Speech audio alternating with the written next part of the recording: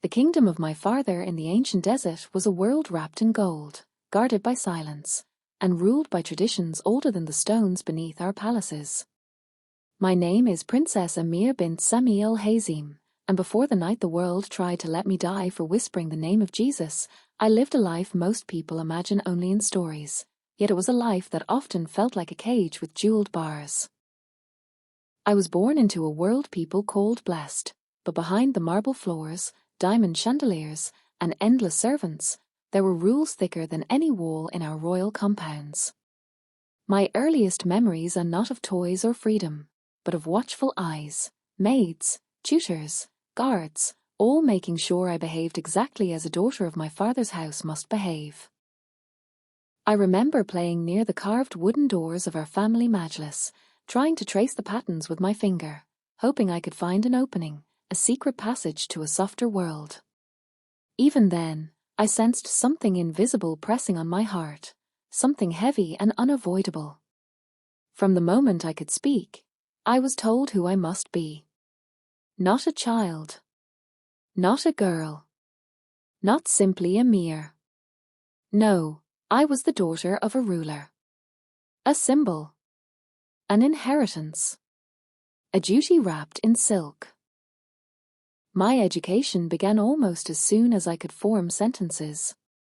Tutors from different countries arrived in long, white corridors, men who taught me mathematics, women who corrected my recitation, scholars who drilled scripture and history into my mind until I could repeat them with perfect clarity.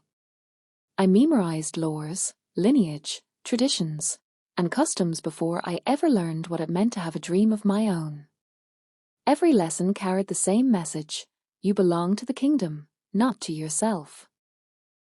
I used to sit by the window in my study room, watching the sun melt into dunes of gold, wishing I could run barefoot into the sand without guards, without chaperones, without fear. But in our world, freedom, even the kind given to the wind, was a luxury no princess could claim. My mother, Queen Layla, was a woman of porcelain strength. Kind in private, strict in public. She used to brush my hair in long, slow strokes, telling me, "You must never show weakness, Amir. Not even in front of yourself. You were born with responsibility in your hands." I nodded, though I rarely understood what that meant. Responsibility for what? For whom? And why must it belong to me simply because I was born first? Those questions grew inside me like small embers, glowing softly at first. They did not yet burn, but they warmed something deep within me, a curiosity I was never supposed to have. My father, His Majesty Sami al-Hazim, was admired across the region. A man of absolute authority, feared and respected. When he walked into a room, the air changed. People sat straighter. Words dried on tongues. The palace guards stiffened like spears. To the world, he was a king of vision. To me, he was a father who loved his daughters in the only way he knew, by controlling every breath we took. I was 10 when I overheard my parents discussing my future in hushed tones.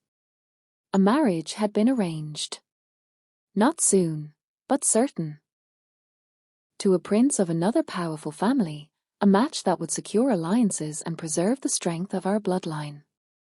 At 10, I was already promised to a man I had never met. Even though the marriage itself would not happen until I was older, the knowledge settled on my shoulders like chains, cold, metallic, impossible to shake off. I remember running to my mother's room that night. "Do I not get to choose?" I whispered. She looked at me with tired eyes and said, "Princesses do not choose, Amir. We fulfill what our families need." That was the first time something in me cracked. Our palace was enormous, with courtyards full of fountains carved with verses, gardens where roses grew in perfect rows, and halls so quiet you could hear your own heart beat. But still, there were parts of my home I never entered without permission. Private libraries, political chambers, and the king's war room, where secrets heavier than nations were kept. I was raised to believe that the world outside our palace walls was dangerous, and that I must never question the faith of our ancestors. But even as a child, I felt questions rising inside me like restless wings. Why did God feel so distant? Why did prayers sound like commands instead of conversations? Why did I feel watched but not loved? I kept these thoughts locked inside my mind because, in our home, curiosity could be seen as rebellion. And rebellion, even the quiet kind, was a threat. By the time I reached 13, I understood my position well. I walked with grace, spoke with restraint, dressed with absolute modesty, and behaved like the perfect model of royal femininity. Yet inside, I was a storm of questions and a hunger for something real, something I couldn't name. One day, during a cultural lesson about world religions, I asked my tutor, "Why do people follow different faiths if we claim ours is the only truth?" He looked at me sharply, as though I had said something dangerous. "Because they are misguided, princess," he said. "And it is not your place to wonder about them." But I did wonder. A lot. It wasn't rebellion. It was a quiet longing for clarity, for peace, for a God who felt less like a distant ruler and more like someone who knew my heart. Yet such thoughts were forbidden, especially for a princess whose life was watched by ministers, imams, advisors, and, increasingly, cameras. One afternoon, my curiosity led me somewhere unexpected. It happened in the palace library, a place I loved more than any other. The library smelled of leather and old paper, filled with books from countless eras. I often escaped there to sit in the corner warming my hands over a cup of jasmine tea while pretending to study the approved texts. But that day, something different happened. A foreign maid, a woman named Miriam, kind-eyed and soft-spoken, was cleaning the far shelves. She hummed a melody I had never heard before. It was slow, gentle, filled with longing. I asked her what song it was. "It is a hymn," she whispered before catching herself, eyes wide with fear. "Forgive me, princess. I should not sing such things here." Her fear made me curious. Why would a simple melody frighten her?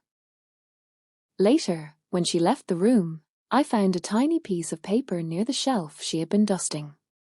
A verse scribbled in Arabic. "Come to me, all who are weary and burdened, and I will give you rest." I did not recognize the words. They felt warm, safe, almost alive.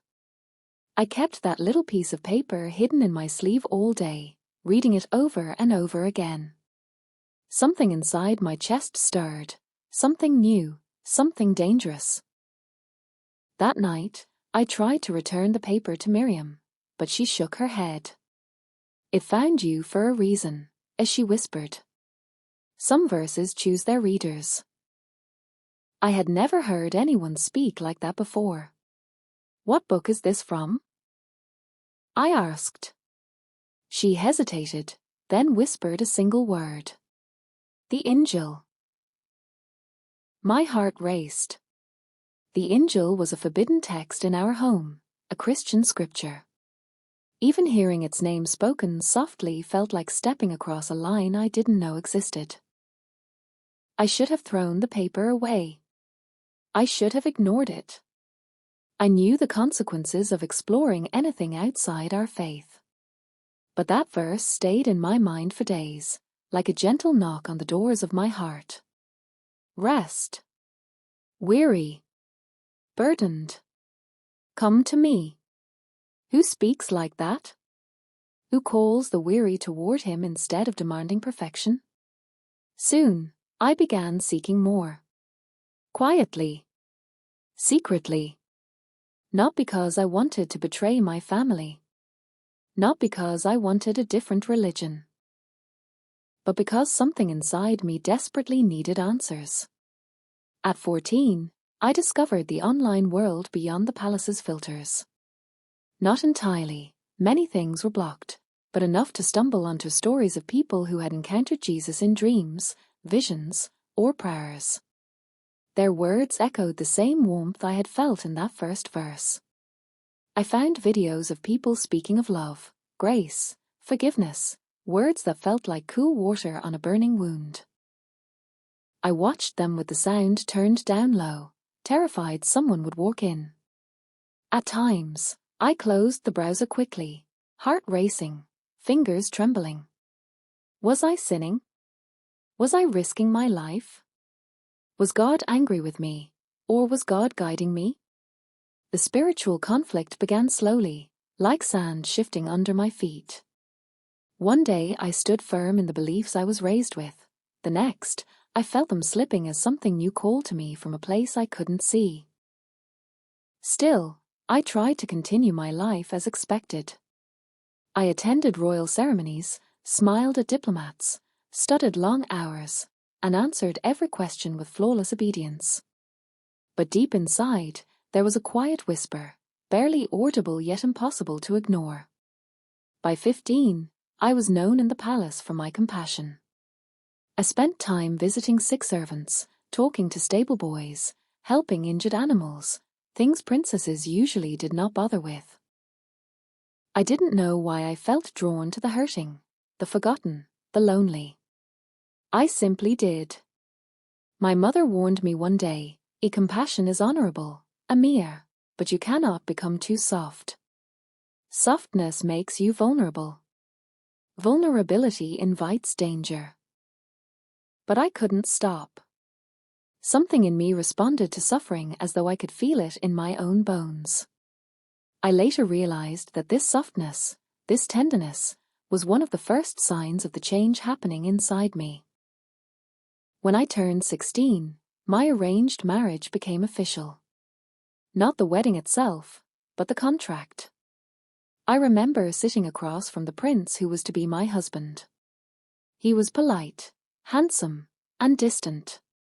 He looked at me as though I was a negotiation, not a person. "You will make a good queen," he said. "And a loyal wife." Loyal. Obedient. Silent.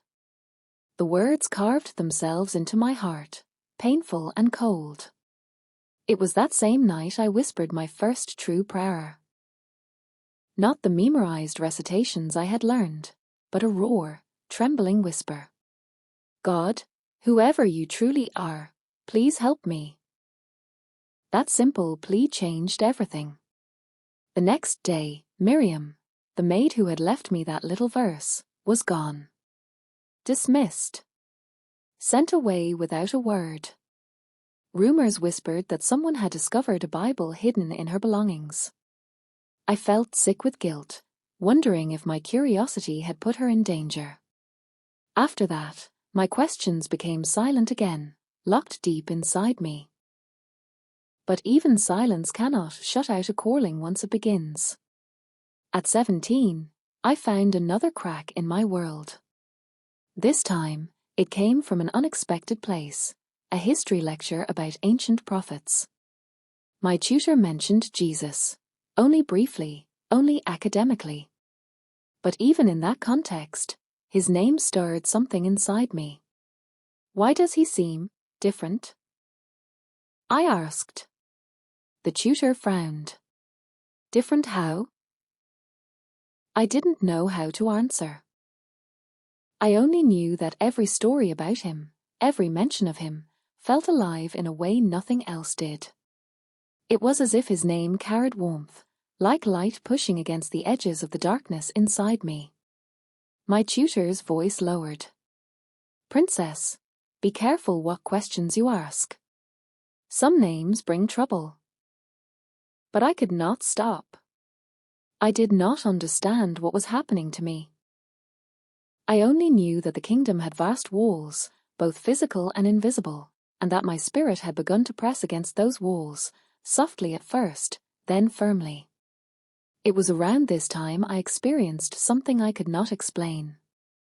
I was alone in my room, overwhelmed by pressure, my upcoming marriage, my responsibilities, my unspoken doubts. I cried quietly, trying not to make a sound. Then, through my tears, I whispered, "Are you real, Jesus? If you are, show me." The moment the words left my lips, I gasped, terrified I had committed blasphemy. I waited for guilt, for fear, for shame. But instead, I felt something warm wash over me, like a gentle, invisible embrace. A peace I had never known. A presence that felt closer than breathing. I sat in silence, trembling, unable to understand what I had just felt. From that night on, my spiritual conflict grew into a quiet war inside me. During the day, I wore the crown of obedience. At night, I searched the depths of my soul, whispering silent prayers I did not fully understand. During ceremonies, I recited the words expected of me. In my heart, I longed for the one who felt closer than all the rituals combined. I wasn't a Christian. I wasn't trying to change fates. I only wanted truth. I only wanted the God who had touched me so gently when I called out in desperation. But in the palace, especially in my family, truth was dangerous. Questions were dangerous. Spiritual searching was deadly. Still, something deep inside me kept reaching for Jesus. Quietly. Secretly. Fearfully. And every time I reached, I felt something reach back. Little did I know that this quiet, hidden longing would explode into a storm years later. In a cold operating room. As I lay bleeding and abandoned. Whispering his name with my final breath. I never imagined that my search for truth would one day threaten my life. But the seeds had already been planted. And soon, very soon, they would grow into a miracle that would shake the walls of my Father's kingdom. The strange warmth I had felt that night did not leave me. It stayed beneath my ribs like a tiny flame, soft, flickering, but impossible to extinguish. Days passed, then weeks, and still the sensation lingered. I went about my royal duties with perfect posture and perfect obedience, but in the quiet spaces between my responsibilities, that inner flame pulsed like a living heartbeat. I became hungry for understanding. Hungry for the one I had called upon in fear. Hungry for Jesus. Though I never dared to say his name aloud. My search began as a whisper in my mind, a secret I carried more carefully than my own breath. In our palace, nothing belonged to us, not our choices, not our futures, not even our privacy. Cameras watched every hallway. Guards walked every perimeter. Even our personal devices were monitored for loyalty and propriety. But hunger makes a person brave in ways they never expect. Late one night, long after the maids had finished their rounds and the palace had sunk into silence, I sat on my bed with my tablet glowing softly under the blanket. My heart pounded. My fingers trembled. But I opened the browser anyway. I typed a single, forbidden word. Jesus. The page loaded slowly, as if the internet itself sensed my fear. Most Christian sites were blocked, but some things slipped through, short clips, testimonies, songs. I clicked on a video of a woman speaking about how she met Jesus through a dream. Her story mirrored the stirring I felt in my own soul. She spoke of peace that felt like light. She spoke of a presence stronger than death. She spoke of forgiveness that washed her like water. I pressed my palm against my chest, feeling that same indescribable warmth rising again. This wasn't rebellion. This wasn't curiosity. This was recognition. Like my spirit knew the sound of his name long before my mind understood it. Night after night, I returned to the blanket-covered glow of my tablet, always after midnight, always with the door locked and the air conditioning humming to mask any clicks or whispers. I downloaded a Bible app that was disguised as a literature program. The icon showed a simple book, nothing suspicious. But once opened, it contained verses arranged in secret folders. My hands shook the first time I read. "The Lord is near to the brokenhearted." I read that line over and over until tears blurred the words. Near. That was what I had always longed for. A God who was near, not distant, not watching from unreachable thrones. I found Christian music with gentle melodies and lyrics full of love. Whenever I listened, the world around me seemed to exhale, and the tight grip around my heart loosened. It felt like sunlight pouring into a windowless room. But with every moment of peace came the surge of fear. I knew what would happen if I was caught. In our culture, apostasy was not simply frowned upon, it was punishable. Bringing shame to the royal family was unforgivable. To even question tradition was to risk my life. Every time I opened the app, I felt death sitting beside me, patient and silent. Guards patrolled the hall outside my chambers. Servants entered unannounced to deliver tea or adjust curtains. My device synced to the palace network every morning. I lived in constant terror that someone would find a trace, one verse, one song, one search history entry. Every piece of Christian content I consumed could have been my last act as a free person. Sometimes I deleted everything out of panic, only to reinstall it the next night because the longing was stronger than the fear. There were moments I felt crushing guilt, too. I wondered if I was betraying my family, my people, my ancestors, my faith. I asked myself if I had been deceived. If the warmth I felt was just emotion. If I was being led astray. But every time I tried to pull away, something pulled me back with a tenderness that felt divine. One night, after a long ceremonial event, I sat in front of my mirror removing my jewelry, heavy gold, diamonds that caught the light like captured stars. These things were supposed to make me feel blessed. Instead, they made me feel like a painted statue. Perfect. Silent. Empty. I stared at my reflection in the dim light and whispered, Who am I trying to be? What am I doing? And for the first time in my life, I felt an answer that wasn't from me. Not in words. Not in sound. But in presence. Warmth wrapped around me from behind, like someone invisible had placed their hands gently on my shoulders. A softness spread through my chest, up my throat, into my breath. I froze. I couldn't move. But I wasn't afraid. I felt seen. Known. Loved, purely, completely, without condition. My eyes burned with tears. Jesus? I whispered. The warmth intensified. Not as heat, but as peace, thick, overwhelming, impossible to deny. I covered my mouth with both hands so my sobs would not echo into the hallways. I cried until my makeup stained my palms and my hair stuck to my face. I cried because the presence felt more real than anything I had ever experienced. More real than the marble halls. More real than the jewels. More real than my own heartbeat.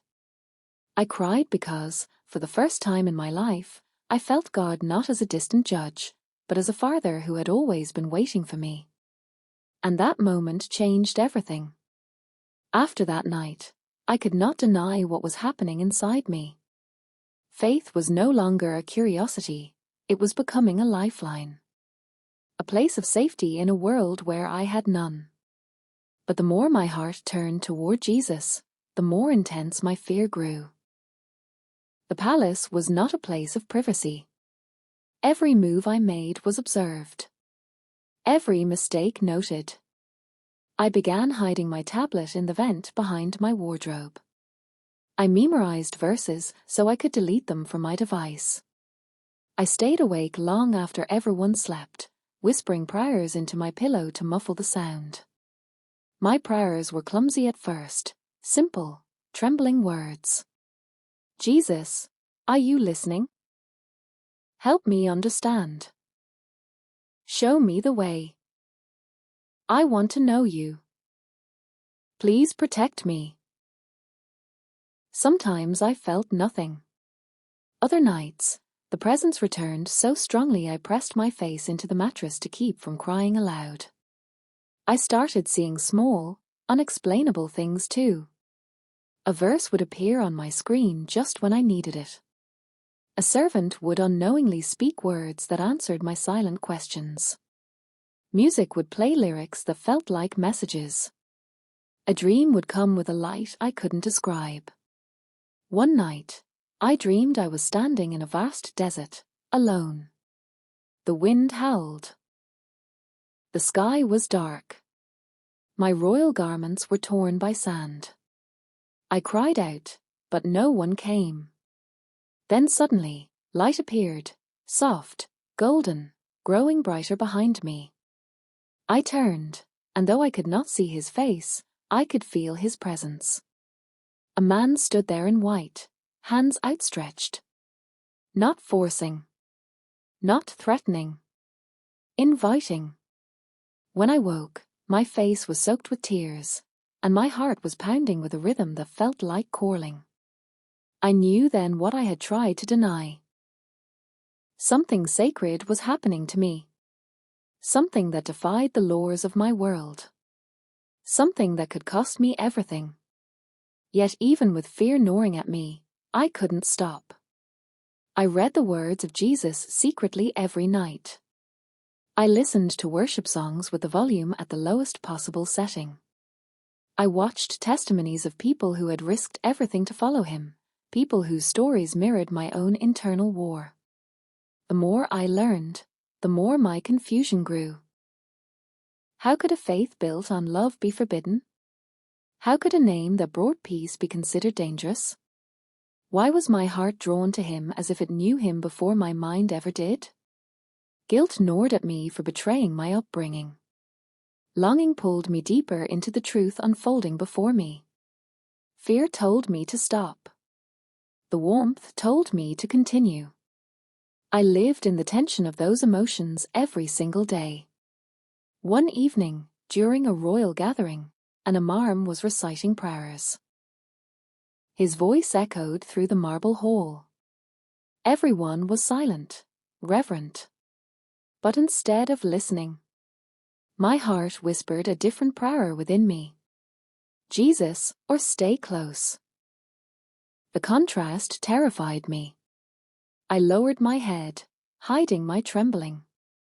Everything around me, the glittering chandeliers, the scholars, the guards, felt hollow compared to the presence I had encountered in secret. It was in that moment that I realized something had shifted permanently. This wasn't curiosity anymore. This was relationship. This was connection. This was living water for a thirsty soul. And even though I tried to hide it, I knew God saw me. I knew Jesus heard me. I knew something inside me had awakened and could never fall asleep again. But awakening comes with consequences. And my awakened heart was about to collide with the full power of the kingdom I belonged to. A collision that would break me, terrify me, nearly kill me. But it would also lead to the miracle that changed everything. And the night I would call his name, the night they left me to die, was closer than I ever imagined. I never expected a single moment to change the direction of my life so completely, but that is exactly what happened the day I discovered I was pregnant. I remember staring at the test in my trembling hand, feeling the world tilt around me. My life in the palace had always been tightly controlled, scheduled, monitored, measured like an unending performance. But this tiny spark of life inside me, felt like a miracle. And yet, in the same breath, it felt like a threat. My heart swelled with joy, but it was wrapped in fear. I knew what pregnancy meant in my world. More eyes, more restrictions, more questions. There is no privacy for a royal woman, not even in your own body. And for me, someone secretly seeking Jesus, someone whose heart had already crossed an invisible line my culture never allowed, pregnancy meant I was stepping into a dangerous shadow where any wrong move could expose everything. At first, I told no one, not even the doctors. I just held the secret inside me, whispering small prayers to Jesus beneath my breath. If this is from you, protect us. Please. I didn't know if Jesus could hear me, if praying in my room meant anything, if my quiet longing meant anything. But I felt something, like a soft warmth in my chest, every time I said his name. But secrets never stay hidden long in a palace. One of the maids noticed my nausea, my trembling hands, the way I held my stomach unconsciously. She reported it, like they are trained to do. Within hours, the royal physician was summoned, and the news spread through the family like wildfire. They were not angry, not yet, but they were suddenly everywhere. Advising. Correcting. Monitoring. My pregnancy became their project. Every morning began with instructions: how to walk, what to eat, what to read. Every afternoon was spent in checkups where doctors spoke to each other more than they spoke to me. Every evening came with warnings. You must not follow Western medical ideas. Do not eat anything not approved. Do not expose the royal lineage to foreign influence. Foreign influence. I knew exactly what that meant. It meant Jesus. Even while they celebrated the child I was carrying, even though he was a future heir, they monitored me more closely than ever. Before pregnancy, they watched me out of duty. After pregnancy, they watched me out of fear. Royal women were not supposed to have private lives. But pregnant royal women? Their movements are practically scripted by the palace. Guards outside my bedroom door. Maids instructed to report every word I said. Cameras subtly repositioned in hallways. Restrictions on phone use. Inspections of my devices. They had never found anything before, because I had learned to be careful. But now, with my body changing, with hormones making me more emotional and forgetful, I felt the walls closing in. Still, in the middle of this suffocating life, my prayers became stronger. I found myself talking to Jesus like he was sitting at the foot of my bed. Sometimes I whispered. Sometimes I just thought the words in my mind so no camera could catch my lips moving. Jesus, protect my child. Jesus, I'm scared. Jesus, stay close. I need you. I still didn't understand everything I was feeling. I didn't fully know him. But his name felt like peace. And then the complications began. The first time it happened, I was about 3 months pregnant. I woke up in the middle of the night to a stabbing pain deep in my abdomen. It was sharp, hot, and terrifying. I couldn't breathe. I couldn't move. I remember gripping the sheets, trying not to scream so that the guards wouldn't storm in. After a few minutes the pain eased, but I lay awake until sunrise, sweating and shaking. When the doctor examined me later that morning, his face grew tight. He avoided my eyes and spoke only to the male advisor standing beside him. She is high risk. There are signs of possible placental issues. We must monitor her closely. I wanted to ask what it meant. I wanted someone to speak to me, to tell me what was happening inside my own body. But when I asked, they shushed me. It's fine. Just rest. Don't stress. You're too emotional. You need not concern yourself. We will make decisions. But this was my child. My body. My life. And yet I felt like a bystander in all of it. That night I cried harder than I had in years. I curled on my bed and held my stomach, terrified of losing the tiny life inside me. I remember pressing my forehead to the pillow and whispering, "Hey Jesus, if you're real, if you really see me, please don't let my baby die. Please keep him safe. Please help me." And something happened. Not outside, but inside. It felt like a hand. Warm, steady, rested on my heart. And then a voice inside me whispered softly, I am with you." Whether it was imagination, hormones, or something divine, I didn't know. But I felt calmer than I had felt in weeks. I slept without nightmares. And for the first time since the pregnancy began, I felt hope. But hope didn't erase fear. As my belly grew, the tension in the palace grew with it. Every relative had an opinion. Every elder had a rule. Every advisor had a warning. They were afraid that anything outside tradition would bring shame. They forbade me from Googling symptoms. They forbade me from reading Western pregnancy books. They forbade me from seeking second opinions. But most importantly, they forbade me from a strange foreign spiritual practices. Which, again, meant Jesus. I learned to hide my small Bible app deep inside a folder inside another folder inside an old notes app. I memorized verses because I feared losing access altogether.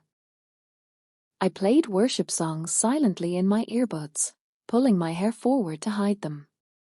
Some days I just repeated the name Jesus over and over in my mind like a heartbeat. But the pregnancy kept getting harder. The dizziness. The fainting spells. The bleeding that appeared once, then twice. Every time I saw blood on the tissue, my chest tightened. And every time, the doctor scolded me. "You must follow instructions more carefully. You walk too much. You think too much. You stress too much." They blamed everything except the actual medical issue. Meanwhile, inside me, something else was happening. My faith, small, fragile, quiet, was growing faster than anyone knew. The more unstable my body felt, the more stable Jesus felt. The more fear surrounded me, the more comfort I found when I whispered his name. I felt him when I cried. I felt him in the silence of early morning when everyone still slept. I felt him when my child kicked for the first time. That moment. I'll never forget it. I had just finished whispering Psalm 23, one of the few chapters one had memorized, and suddenly there was a flutter in my belly. A tiny nudge. I gasped, placing both hands over the spot. Then it happened again. My baby kicked. And in that moment, I felt two lives inside me, my child's and something spiritual awakening in me. The next appointment brought even more fear. The doctor looked more serious than usual. He examined the ultrasound with a grim expression and shook his head slowly. Again, he spoke only to the male advisor, not to me. "There is a risk the baby may not survive natural labor. And the mother, she may have complications. Severe complications." My heart began pounding, but the advisor only nodded calmly. "We will follow traditional methods. We are not using Western interventions." Western interventions. By that they meant modern emergency care. I felt ice spread through my body. I wanted to scream, "This is my life. These are my risks. Let me choose." But royalty does not scream. Royalty complies. Royalty endures. Royalty sacrifices private freedom for public duty. But I wasn't royalty in my heart anymore. Not in the same way. I was a mother. I was a seeker of Jesus. And I was trapped between two worlds.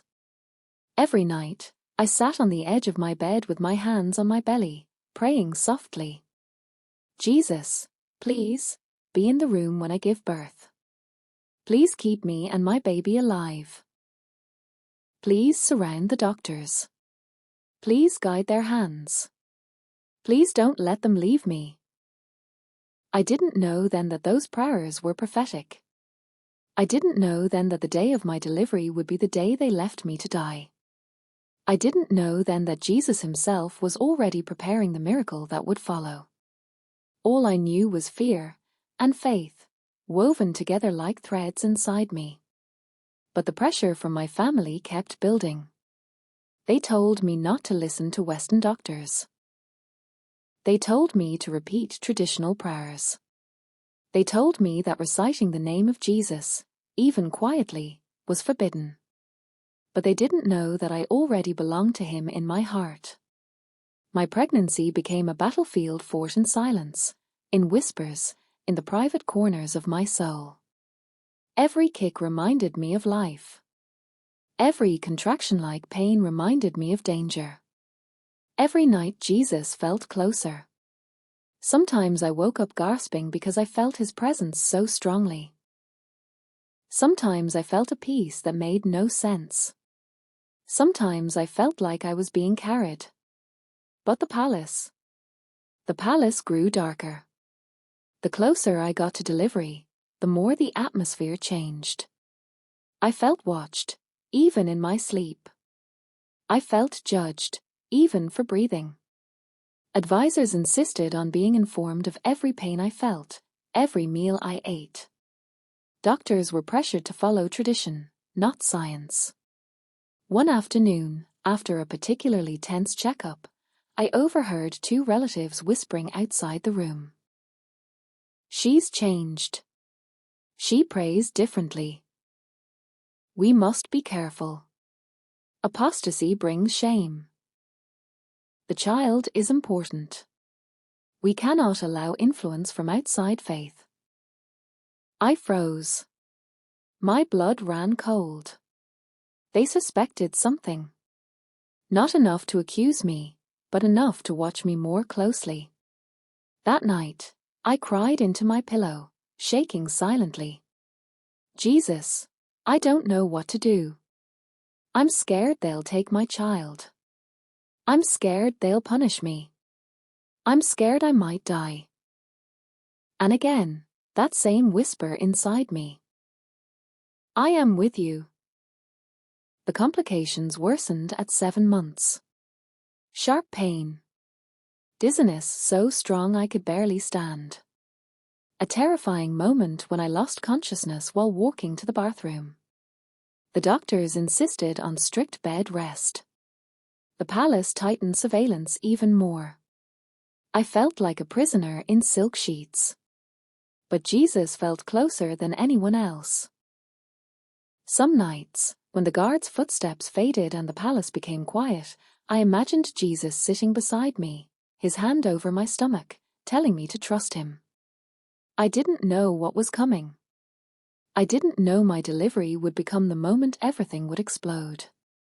I didn't know they would leave me bleeding, gasping, alone. I didn't know calling the name of Jesus would be the only thing keeping me alive. All I knew then was that something powerful was coming, something both terrifying and holy. And deep inside my chest, I felt a stirring, not just of life, but of the God who had found me in the darkest place.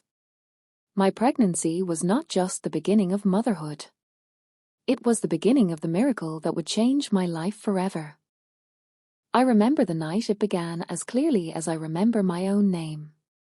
The air itself felt different, too heavy, too still, like the walls of the palace were holding their breath. I had been restless for hours, unable to sleep.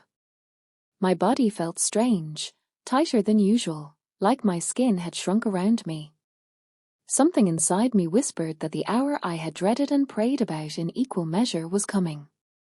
It started with a single sharp pain low in my abdomen. Not the slow, dull aches I had felt before. This one cut through me like a blade. I gasped and grabbed the bedpost, steadying myself. A second pain followed moments later, stronger, deeper, more terrifying. When I looked at the clock, the digits glowed back at me, 2:14 a.m. For a few seconds, I tried to calm myself. "It's too early," I whispered. "I'm not ready. Jesus, please stay with me." But the next wave of pain knocked the breath out of my lungs. I pressed the emergency bell. Footsteps thundered down the hall almost instantly. My guards, the maids assigned to watch me, the night nurse, they all burst into my room with wide eyes. "It's time! It's time!" as someone shouted. "It's too early. She is not due," another panicked. Everything exploded into chaos. Hands everywhere. Questions thrown at me like stones. "Where does it hurt? How long has it been? Did you fall? Are you bleeding?" I couldn't speak. The pain was climbing so quickly it felt like a storm inside me, wild and uncontrollable.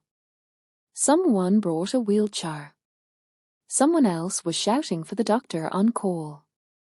2 maids were crying. One of the guards looked as though he wanted to run.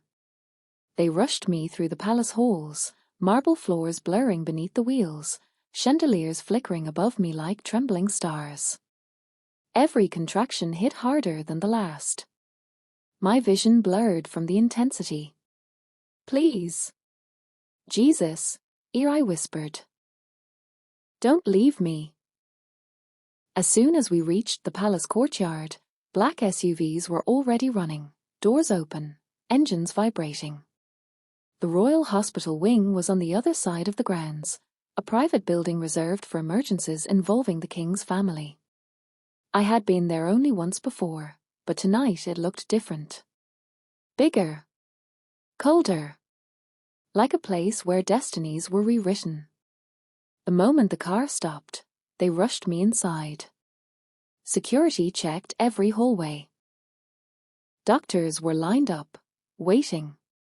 Nurses whispered instructions urgently. But something was wrong immediately. There were fewer people than there should have been. Only the approved and medical staff were present, a group selected not for their skill, but for their loyalty to royal protocol. Foreign-trained doctors were not allowed. Certain specialists were not allowed. Anyone connected to Western hospitals was not allowed.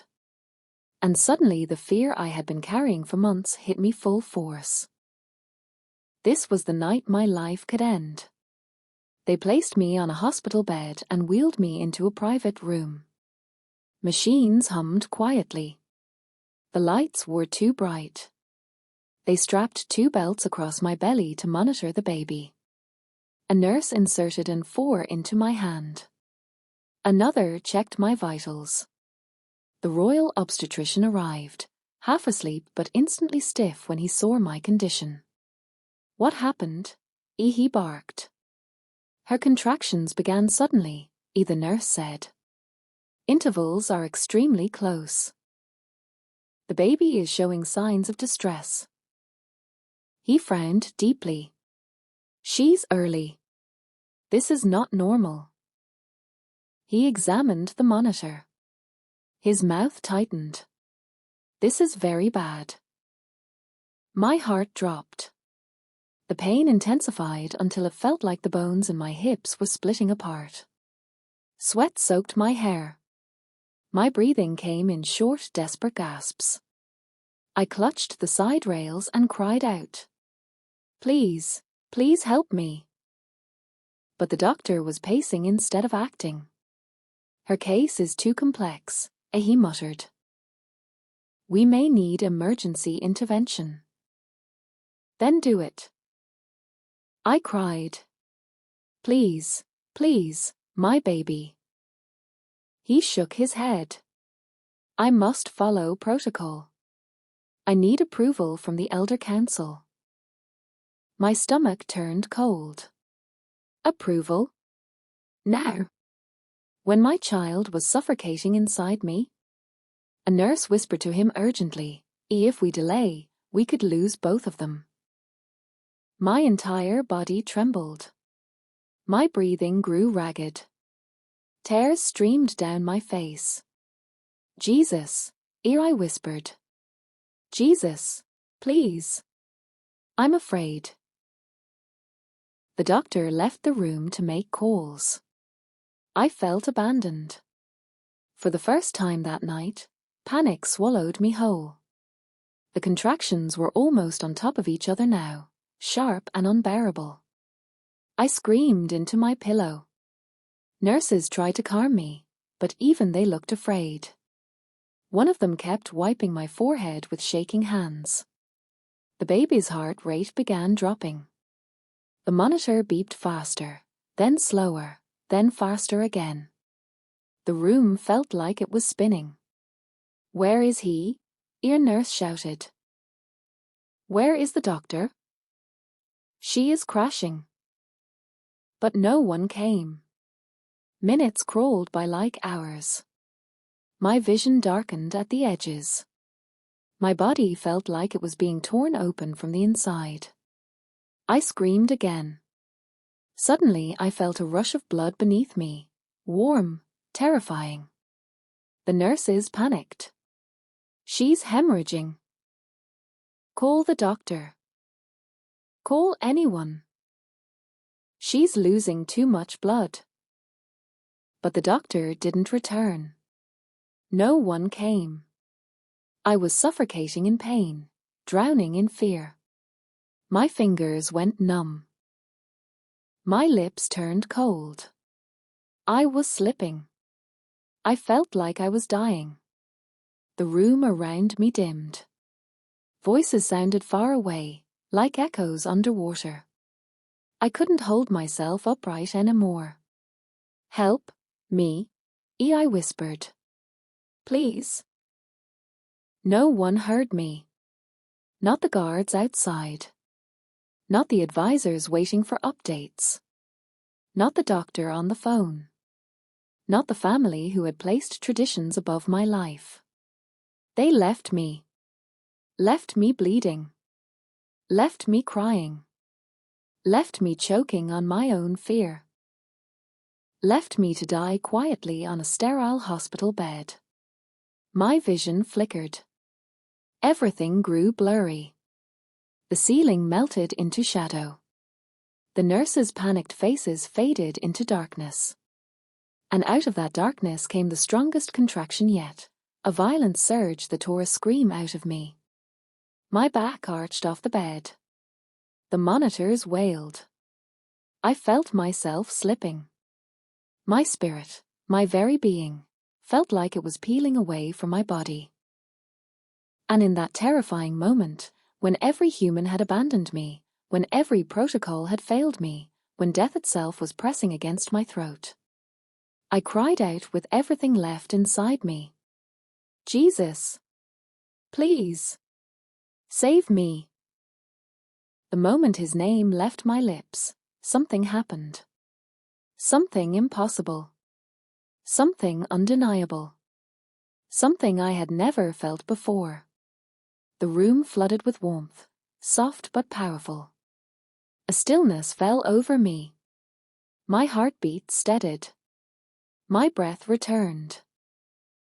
The panic in my chest melted like ice under fire. I felt a presence. I couldn't see him with my eyes, but I knew in the deepest part of me, that I was not alone anymore. The pain didn't vanish, but something lifted it, like someone was carrying part of it with me. The fear didn't disappear, but it could no longer crush me. I felt strength returning, strength that wasn't mine. Then a whisper, not from outside, but from somewhere holy and deep inside. I am here. I began to sob. Not from pain, but from relief, from awe, from the overwhelming certainty that Jesus himself had stepped into that hospital room. My hands stopped shaking. My chest stopped tightening. I felt held. The nurses stared at me, confused. She looks calmer. How? Her vitals suddenly stabilized. This is impossible. What is happening? I knew. I knew exactly what was happening. Jesus had answered. Jesus had come. And the night that began with panic was about to lead into the most shocking part of my story, the moment that no one expected, the moment that changed everything, the moment that proved that the one I had been whispering to in secret was real. And he was not finished. The moment his name broke out of my mouth. Jesus, help me. A silence fell over the room so sudden, so complete, that even the machine seemed to hesitate mid-beep. It was as if the air itself froze. Nurses stopped moving. The doctor standing closest to my bed pulled his hands away as though he had touched fire. One of the guards at the door blinked rapidly, like he wasn't sure he had heard correctly. I felt every eye in the room turn toward me. If I had screamed in pain, they would have rushed toward me. If I had begged for the doctor, they would have leaned in. But calling the name of Jesus, that name, in my Father's kingdom, was a line no one dared cross. The warm presence I had felt moments earlier still wrapped around me like a blanket, but the atmosphere in the room twisted into something else entirely. Fear. Shock. Confusion. The nurses looked terrified to even adjust my fore. The doctor cleared his throat, stepped backward, and whispered something I couldn't fully hear. She said the name. She said his name. My vision blurred again, but I could still see the horror spreading across their faces. It wasn't the medical emergency that frightened them. It was me. My words. The name I had cried out. The name forbidden in our palaces, forbidden in our schools, forbidden in our laws. A nurse near the monitors whispered to another, Did you hear her? She called Jesus. The other nurse looked at her sharply. Don't repeat it. Don't say it again. The doctor finally found his voice, but it trembled. No one touches her until I speak to the chief advisor, he said. Everyone step back. Step back. I was bleeding out. My baby was in distress. I was slipping in and out of consciousness. And they wanted to step back? My heart dropped, but the strange peace inside me held me upright. I watched them distance themselves from my bed by several steps, their eyes avoiding mine, as though getting too close to me now, after what I said, might spiritually contaminate them. The doctor pulled out his phone with shaking hands. He turned away from me and hissed into it urgently. She said the name. Yes. That name. A pause. Yes, Excellency, I am certain. We all heard it. Another pause, longer, heavier. Yes. I understand. I will inform the others. He ended the call without looking at me. He didn't need to. I already knew what the order had been. The doctor stepped out of the room quickly. Seconds later, my door swung open again, this time more forcefully, and two senior hospital officials entered, dressed in long white coats but carrying themselves more like government spies than physicians. Their faces were grim. They didn't look at my bleeding. They didn't look at the monitors showing my baby's distressed heartbeat. They looked only at me. One of them stepped forward, lowered his voice, and said to the nurses, No one is to make any medical decision without palace clearance. No medication, no incision, no intervention. But she's dying, one nurse whispered, horrified. The official glared at her. Do you want to join her? Obey orders. My heart pounded. I wasn't imagining it. They were really going to leave me like this. The official pulled out a black satellite phone and dialed a number reserved only for palace emergencies. Your Highness, we have a situation, he said. Yes, she did. She called his name. I felt myself sinking. Tears slid down my cheeks, not from the physical pain now, but from the realization that my own people, the ones assigned to save me, were turning against me in my hour of need. The official's voice lowered even further. Yes, I understand. I will send the guards to secure the room. If the scholars request a statement, we will prepare one. Scholars. Religious scholars. That meant only one thing: apostasy. My stomach twisted, not just with contractions, but with dread. The official hung up and motioned to the guards. Seal the room. No one enters without royal permission. The two guards nodded and locked the doors from the inside.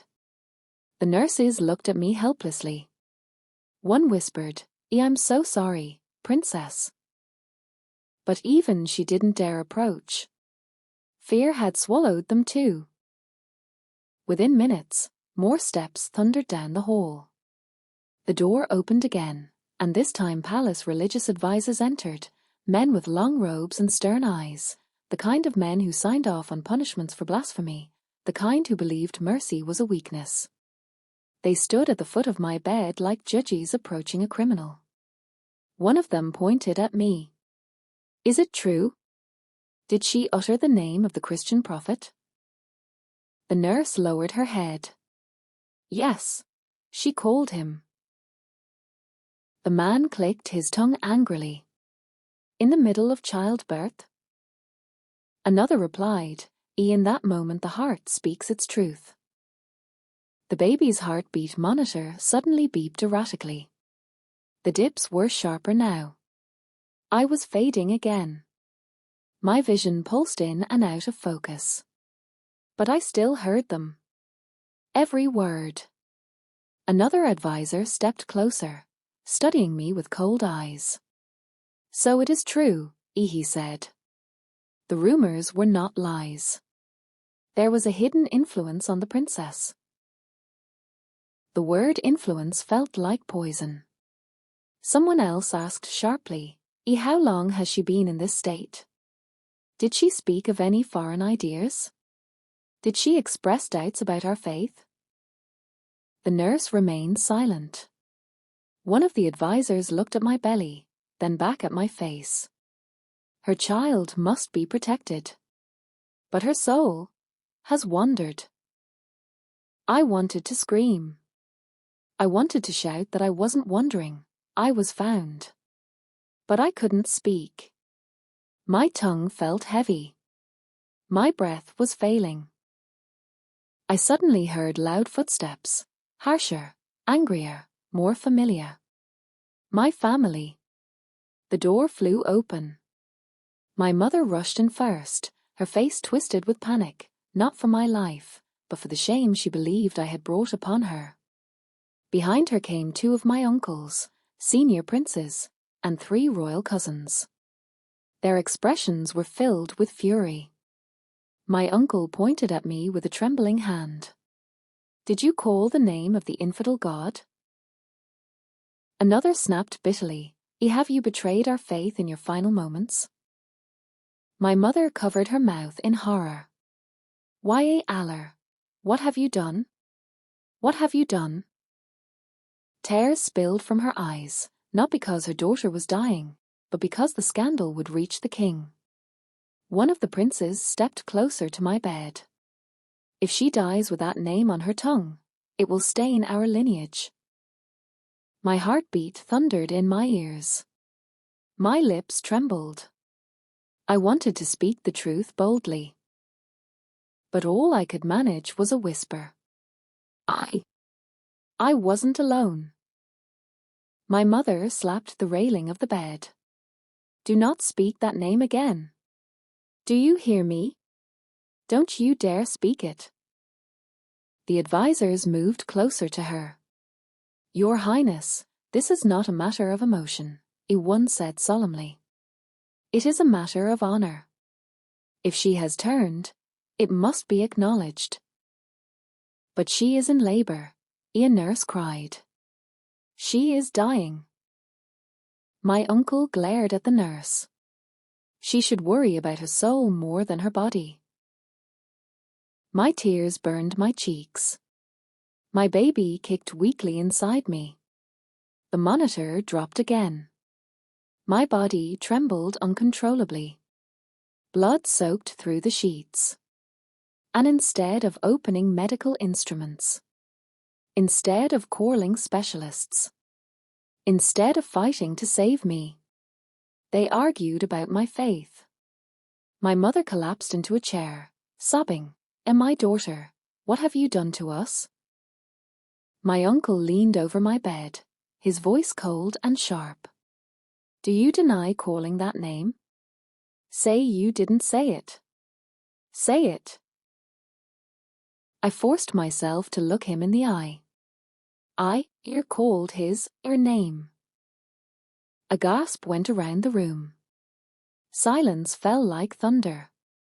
Even the machine seemed to pause. My uncle recoiled as though struck. She admits it. My mother cried harder. The advisors shook their heads. This is apostasy.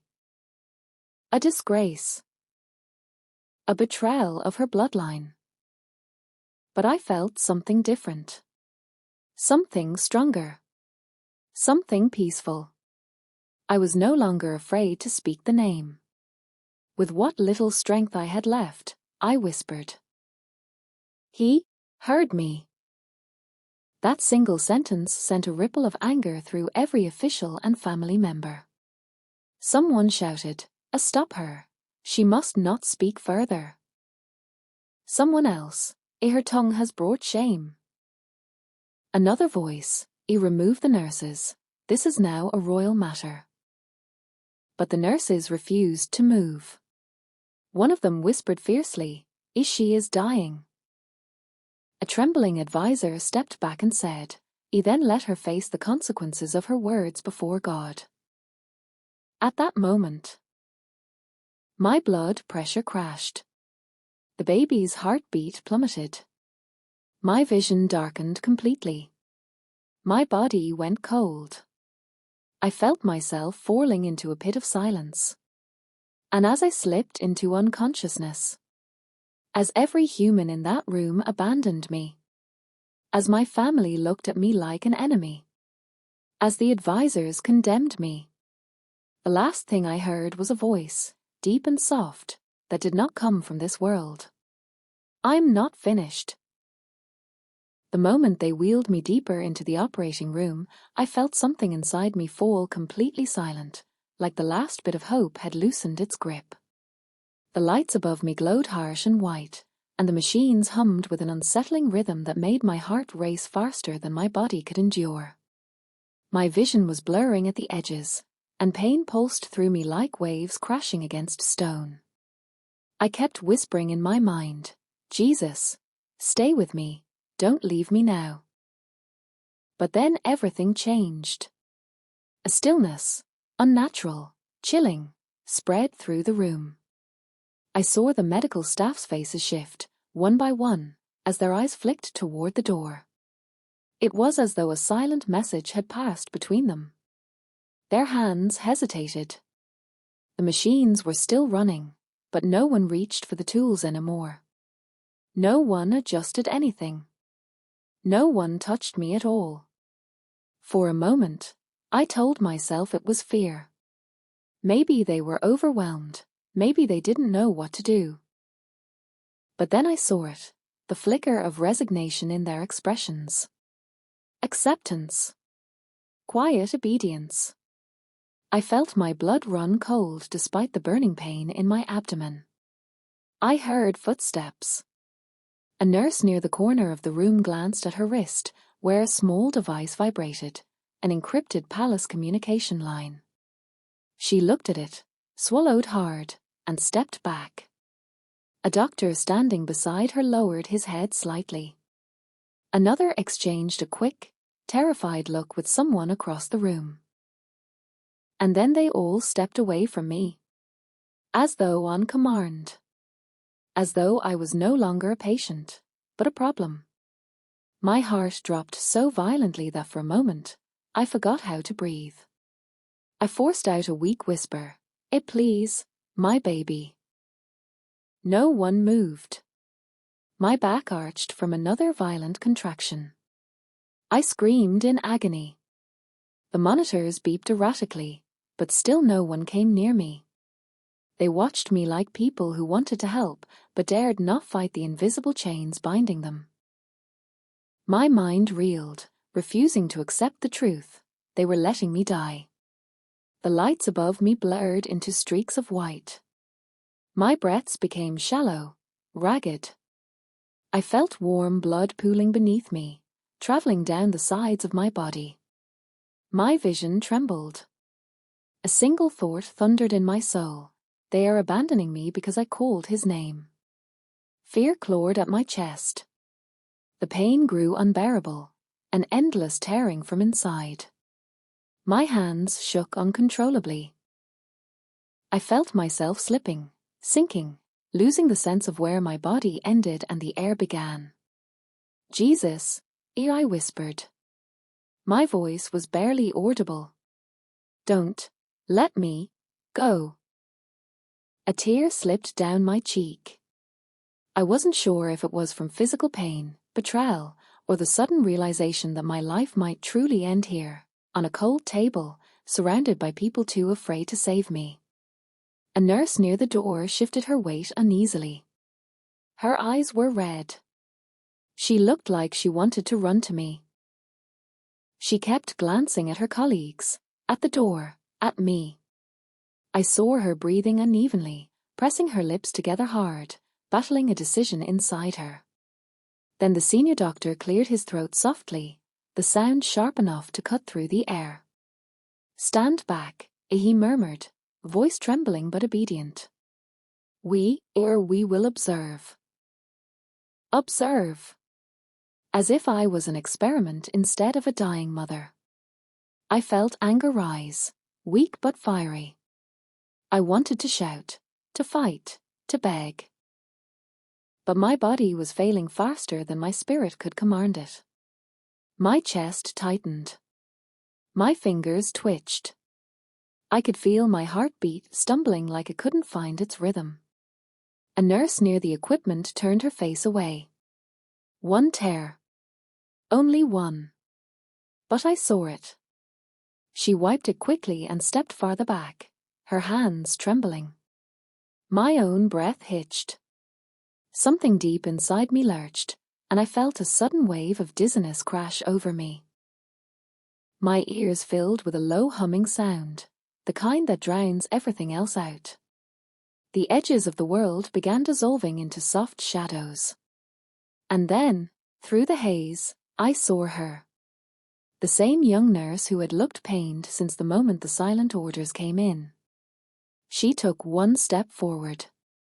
Then another. Her colleagues stared at her wide-eyed, silently begging her to stop. She ignored them. She knelt beside me. Her hands trembled as she touched my arm. "I'm here," she whispered. I could barely hear her over the pounding in my skull, but her voice reached me like a lifeline thrown to someone drowning in an endless sea. "I'm not leaving you. I can't." I wanted to grab her hand, but my fingers barely curled around her skin. Another contraction hit, sharper than the last, and I cried out. My vision flickered violently. The nurse's eyes filled with fear, for me, not the consequences, and she whispered under her breath, "Please hold on, please." Around us, the others stayed frozen. They had not been ordered to help me. But they had not been ordered to stop her either. Their faces were carved with fear, fear of the palace, fear of punishment, fear of being linked to the princess who called on Jesus. My breathing grew shallow, rapid, weak. The nurse's voice faded into a distant echo. My ears filled with a long, continuous tone. A beeping sound stretched into a single, unbroken note. My body grew cold. My vision tunneled. I stared at the ceiling, those harsh white lights, and they began dimming before my eyes. The last thing I saw was the nurse leaning over me, her hand gripping mine, her lips trembling as she whispered, "Don't die, don't die." Then the world went silent. Utterly silent. My head fell to the side. My chest stopped rising. The alarms rang out loudly, but to me, everything was quiet. And as the flat line whined through the room like a morning cry, I slipped into darkness. Not knowing that the greatest miracle of my life was only moments away. The moment everything went dark, it was as if I drifted into a world made of nothing, no sound, no pain, no fear. Just a vast, weightless silence. I didn't feel my body anymore. I didn't feel the cold metal beneath me, or the blood leaving me, or the child inside me fighting for life. I felt unattached, unburdened, suspended in an endless, soft blackness. And then, somewhere in that darkness, a faint glow appeared. It grew brighter, not like a flame, not like a light bulb. More like the sunrise breaking over a desert horizon, gentle but unstoppable. I felt drawn to it, pulled as if I'd been searching for it my entire life. Suddenly, I was standing, or perhaps I was floating, I couldn't tell. The strange thing was, I felt whole. No pain. No fear. No weight of royal expectations. No suffocating rules. Just peace. Pure, impossible peace. The light grew until it surrounded everything, warm and gold. And then, emerging from that radiance, I saw him. A man. Dressed in white brighter than sunlight on polished marble. His presence was so overwhelming that I couldn't move, couldn't speak. It felt like every question I had ever asked, every ache inside my soul, every whisper prayer I had ever dared to voice, all found their answer in just standing before him. His face. I cannot describe it with earthly words. It wasn't like seeing a face, it was like seeing love itself. When he looked at me, it felt as though he had known every moment of my life. Every tear behind palace walls. Every question I had buried under layers of fear. Every quiet search for him. Every danger I had walked into by whispering his name. He stepped closer. I didn't feel my feet move, but I was suddenly nearer to him, enveloped in warmth that felt like home. He spoke.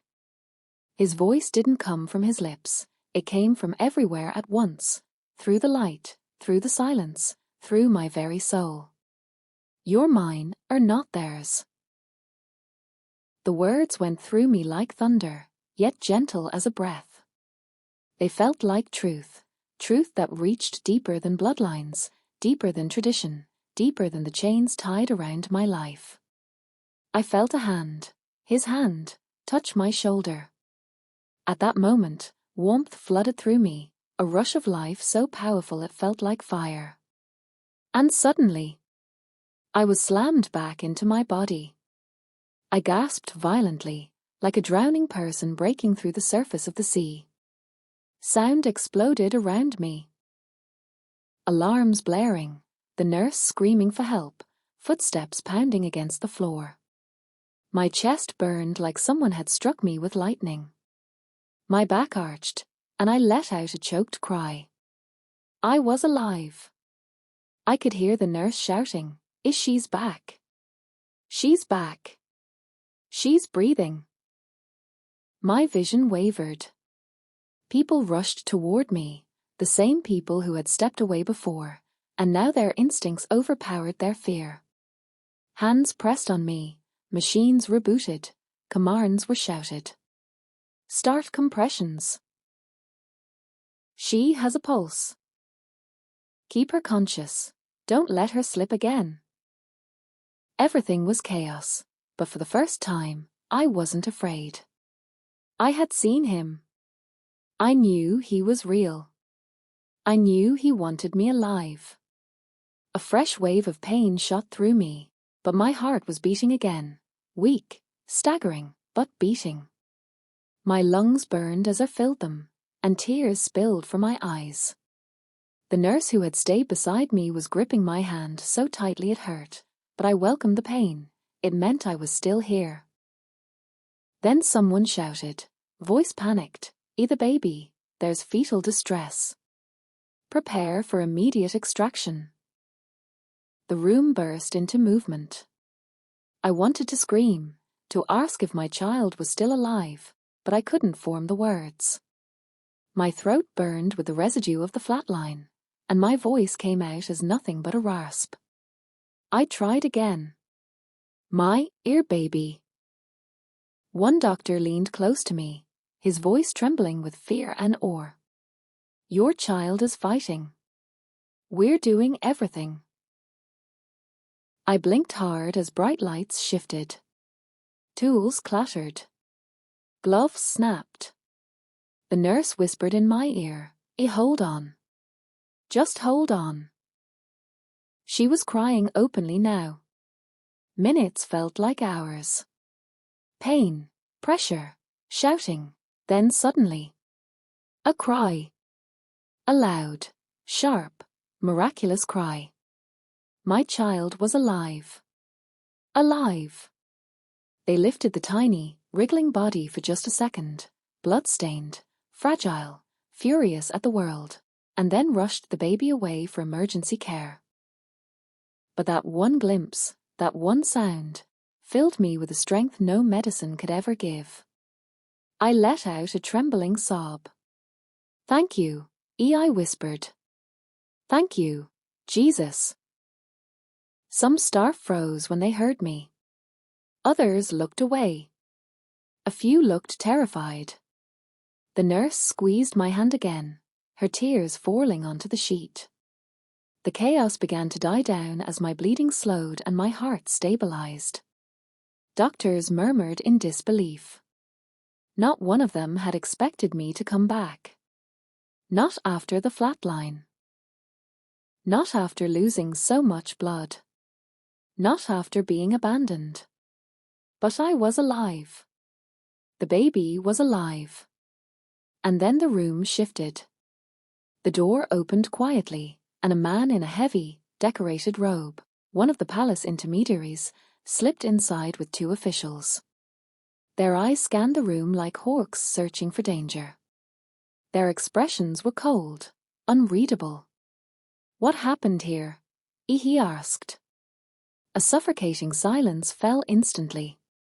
I could feel the fear in the air, thicker than the smell of antiseptic. The staff exchanged looks but stayed quiet. The nurse wiped her tears and stepped back, loosening her grip on my hand. The official's eyes narrowed at the machines, at the blood, at me. His gaze sharpened when he saw my lips moving with a silent prayer. He knew. They all knew. And what happened next, the cover-up, the lies, the threats, was only the beginning of the war that would follow.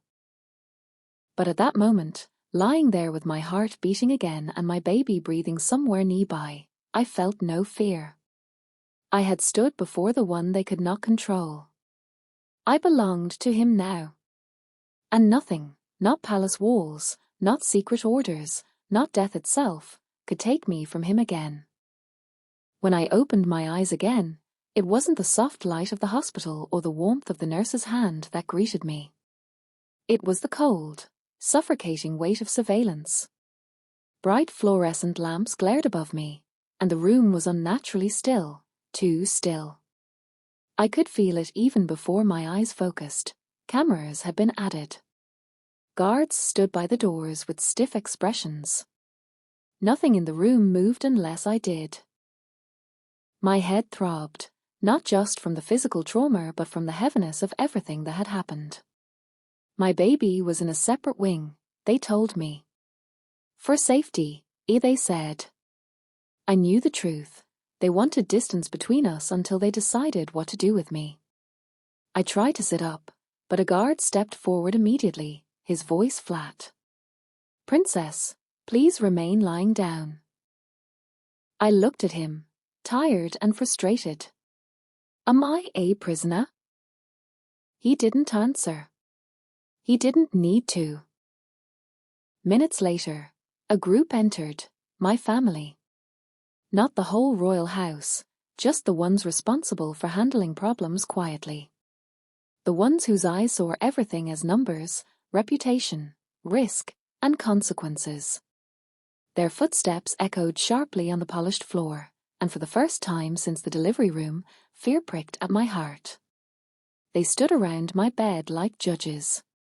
My aunt spoke first, her voice icy, sharp, controlled. You caused a disaster. My throat tightened. I nearly died.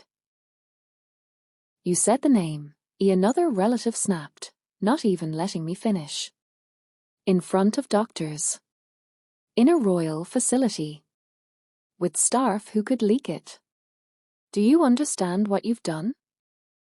I swallowed slowly, choosing my words carefully. I called on the one who saved me. Silence. Not the calm kind, no. The dangerous kind. The kind that fills a room when power refuses to understand something beyond its control. My uncle leaned closer. We warned you about ideas from outside. We warned you about forbidden teachings. And yet you called that name. In agony or not, the consequences are the same. My heart pounded weakly. I died, I whispered, my voice shaking. I died, and he brought me back. You can punish me for saying his name, but you cannot erase what I saw. A collective inhale. Shock. Anger. They had expected fear. They wanted regret. They demanded obedience.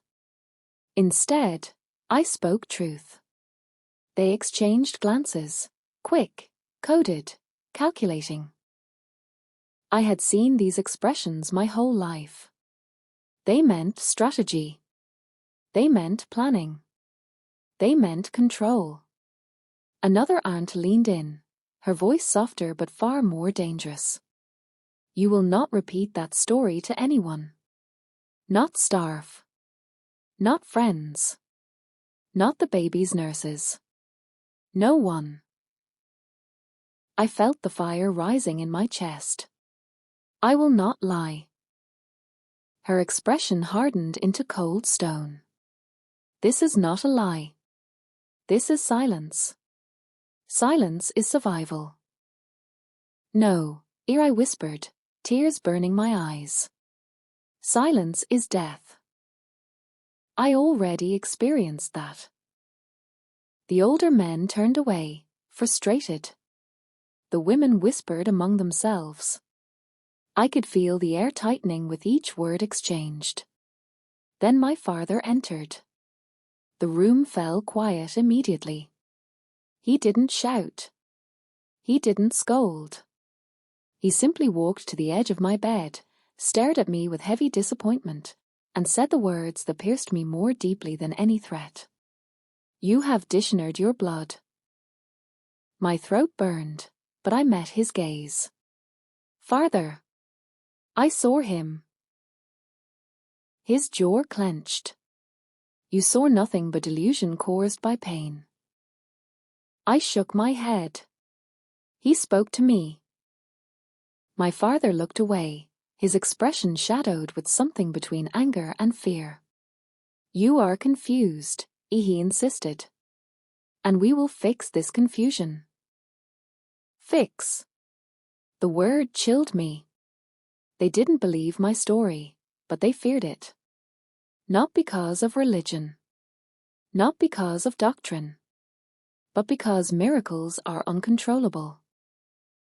And a princess who speaks of experiences that contradict the kingdom's narrative is a threat no one knows how to contain. My father turned to the officials behind him. Ensure no one else hears her version of events. Not nurses. Not doctors. Not servants. Not even her child. My heart dropped. No. My baby.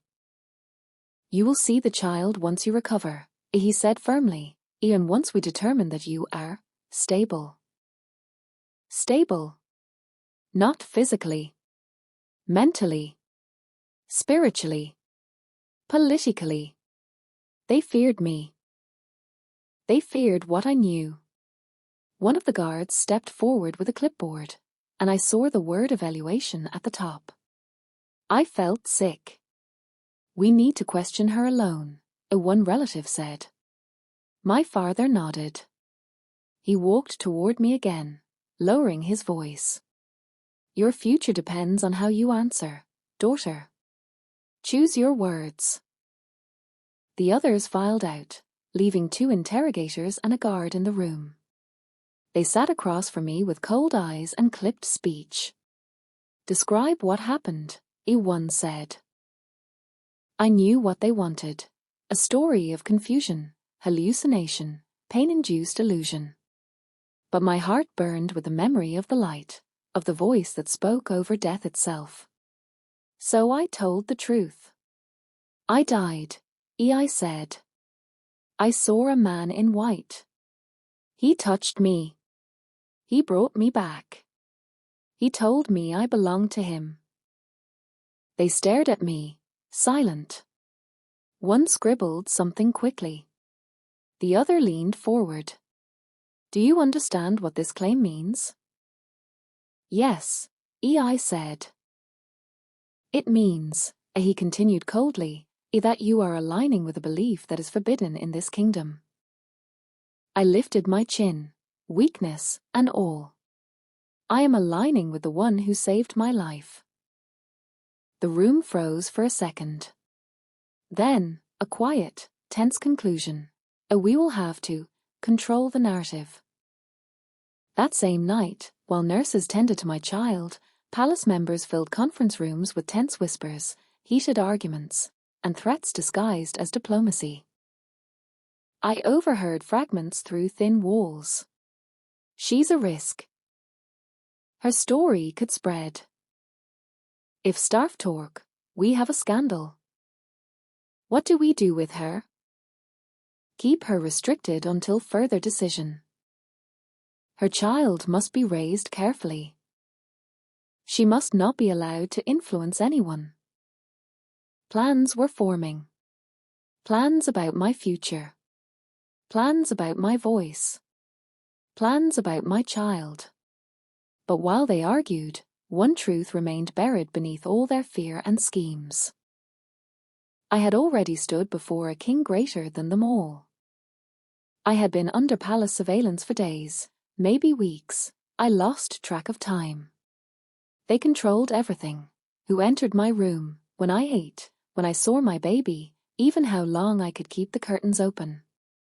I felt like a bird in a gilded cage, watched from all angles, measured, studied, and slowly suffocated. But they didn't realize something. I was no longer afraid of death. How can you fear death after meeting the one who holds life in his hands? Still, even with that courage burning inside me, I knew one thing. If I stayed, they would do whatever it took to silence me. Maybe not immediately. Royalty moves slowly and carefully, but eventually, the outcome would be the same. I would disappear. My child would be taken. My testimony would be buried. And my miracle would be erased from history. I knew I had to leave. But escaping the palace wasn't like walking out the front door. The entire kingdom was sealed with cameras, guards, and protocols designed to protect royalty from the world, and to protect the world from royalty. Yet God had already set a path for me long before I realized it. It began with a simple whisper. Late one night, while the guards rotated shifts, a woman slipped quietly into my room. Not a nurse. Not palace staff. I recognized her immediately, the nurse. The one who held my hand while everyone else stepped away. The one who cried when I flatlined. The one who whispered prayers when she thought no one heard. Her eyes were red, fearful, but determined. "Princess," as she said softly, closing the door behind her. "We don't have much time." My heart thudded painfully. Time for what? She leaned closer, her voice trembling. "There are people, or believers, outside the palace. Underground.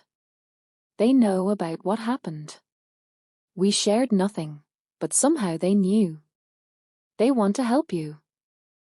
I stared at her, stunned. "Help me? Escape?" She nodded quickly, nervously. "You won't survive here. Not long. And your baby," her voice cracked. "They're already discussing separating you permanently." A cold shiver ran through my body.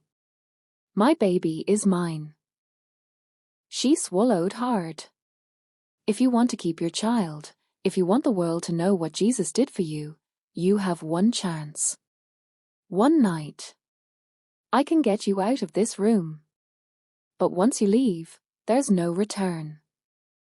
I didn't hesitate. "Then we leave."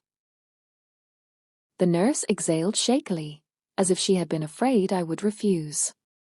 She reached into her uniform and pulled out plain clothing, coarse, loose, nothing royal. "Put these on." Changing was painful, but adrenaline wiped away half the discomfort.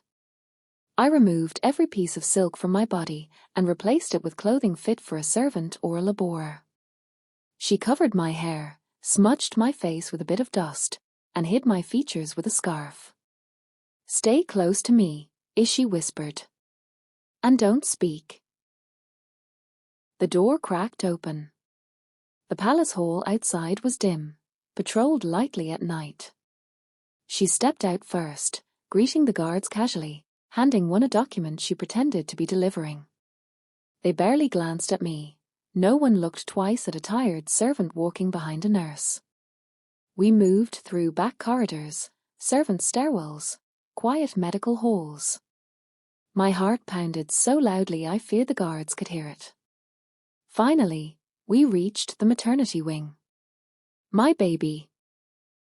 He was sleeping in an incubator, tiny chest rising and falling weakly. I felt my soul break and reform in the same moment. Tears blurred my vision as I touched the glass. "We only have minutes," the nurse whispered. "Do you want to carry him?" I nodded, unable to speak. She gently lifted him, wrapped him tightly, and placed him in my arms. The moment I felt his weight, something in me ignited, a fierce, divine strength I didn't know I possessed. No one would take him from me again. We slipped through a basement corridor, where emergency tunnels connected to the city. The exit was guarded, of course, but the nurse had arranged a distraction. Alarms suddenly blared on the opposite side of the palace, purposefully triggered. Guards ran past us. We stepped into the tunnel. And for the first time in my life, I was outside palace walls as no one, no princess, no royal figure, no controlled asset. Just a mother holding her miracle child. At the end of the tunnel, a small metal door creaked open from the outside. A man and a woman stood there. They didn't bow. They didn't stare. They didn't treat me with royal fear. They simply looked at me with tears in their eyes.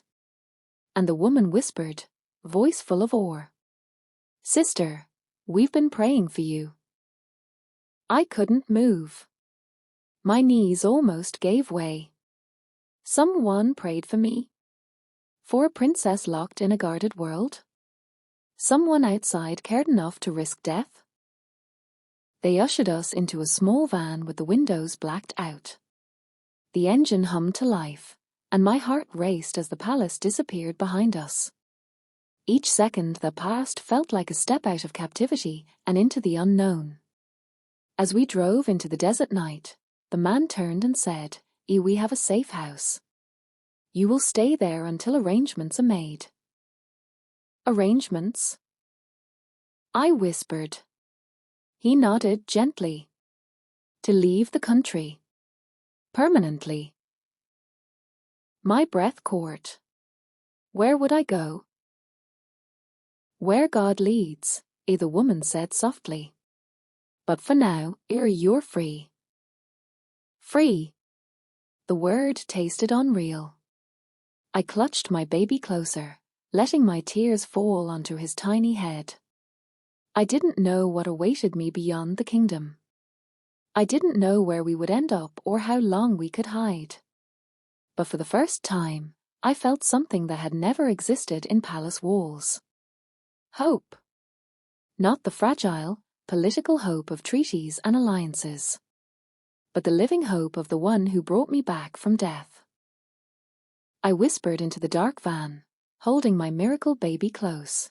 Jesus, guide us. And for the first time in my life, I felt the future open before me, not as a path chosen by royalty, but as a journey written by God Himself. I never imagined I would live long enough to tell this story. For years, my truth had been locked behind palace walls, buried under threats, secrecy, and the fear that speaking even a single word could cost me everything. But today, as I sit in front of this camera, I know the time has come. My voice is all I have left, and I refuse to let it be taken from me again. After escaping that night, after the miracle that returned my heartbeat and saved my child, I lived in silence and shadows. I carried with me memories that felt more like forbidden visions, the man in white, the words he spoke over me, the certainty that I had been claimed by someone far greater than the powers that ruled my family. I tried to move on, but the truth kept chasing me. And now, finally, I can show the world what they tried to hide. I open the folder in front of me. The papers feel heavier than they should. Medical reports secretly copied, audio files smuggled out of the hospital, testimonies from staff who risked everything to expose what happened the night I flatlined. Documents stamped confidential by the very people who once called me daughter, niece, princess. Evidence of their meetings, their plans, their fear of what my survival meant for the kingdom's image and for their control. For so long, they succeeded in silencing me. But miracles leave footprints. And the ones in my life were too big to erase. As the camera rolls, I tell the story from the beginning, the vision, the voice, the impossible survival, the way my heart began beating again when every machine declared me gone. I speak of the threats, the pressure, the lies they wanted me to repeat. I speak of the child they never expected to live. I speak of the freedom I found in exile, and the faith that grew stronger every time I remembered those words, "You're mine, not theirs." I know what this testimony may cost me. I know the kingdom I came from does not forgive disobedience or defiance, especially not from one of its own. But I also know that someone watching this needs to hear it. Needs to know that truth is worth the risk, that faith is worth the fight, that miracles still break through even in the darkest, most dangerous places. So this is my final message. To those who suffer in silence, you are not alone. To those who fear the consequences of truth, courage begins with a whisper. And to the kingdom that tried to erase me, I survived because I was never yours to keep. My story is no longer hidden. My voice is no longer chained. And the miracle that shook your palace will now shake the world.